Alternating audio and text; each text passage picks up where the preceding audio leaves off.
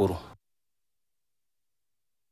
Now back to Deputy President Rigathi Gachagua's impeachment trial that commenced earlier today. Of course, we saw the first sitting, that is the morning session, happen before the Senate took recess. Let's just link up with our senior political affairs reporter Daniel Kariuki, who's been following up on this process and now joins us live from Parliament to give us more details. Kariuki, it's good to see you. What should our viewers expect in the afternoon session?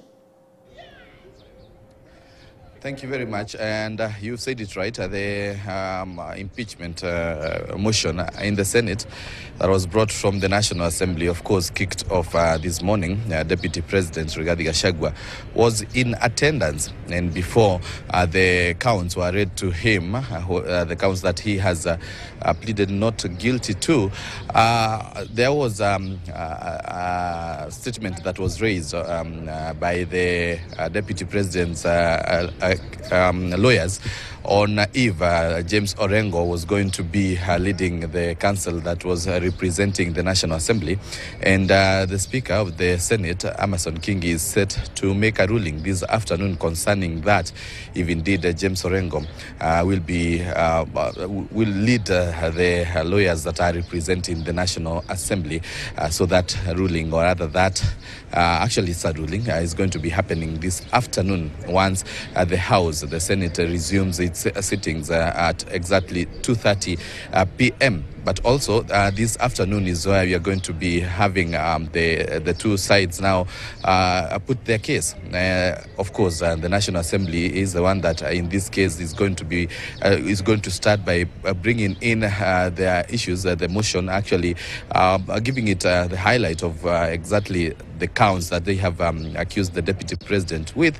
And Mwengi Mutuse, who is the Member of Parliament for Kibwezi, is set, of course, to appear before the Senate as one of the people who are going to be putting their statements to the members as they before the cross-examination starts.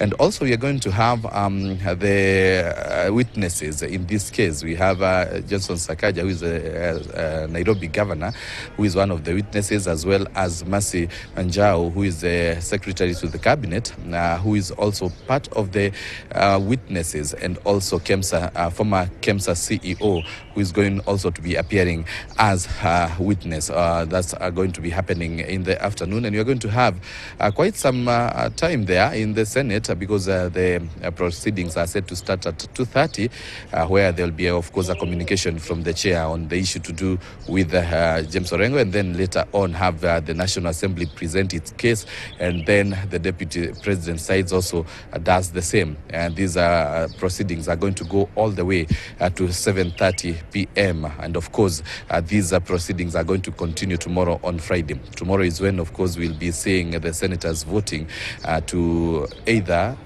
uphold the motion that was brought from the National Assembly, to uphold the decision by the National Assembly to impeach the Deputy President, or they're going to be voting against that.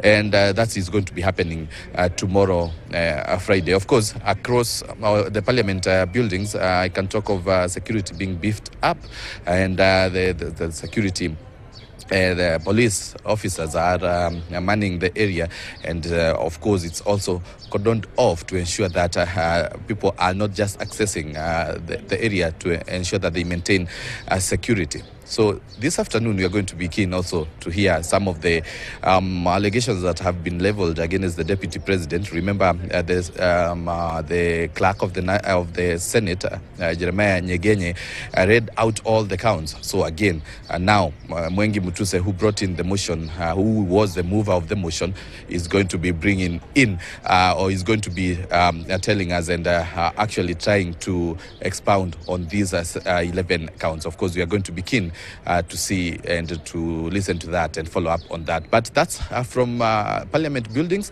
I hand it back to studio. All right, thank you so much, Daniel Kariuki, for that. Daniel Kariuki, they're giving us a comprehensive, report on what exactly we should expect in that afternoon session once it resumes at 2:30 p.m.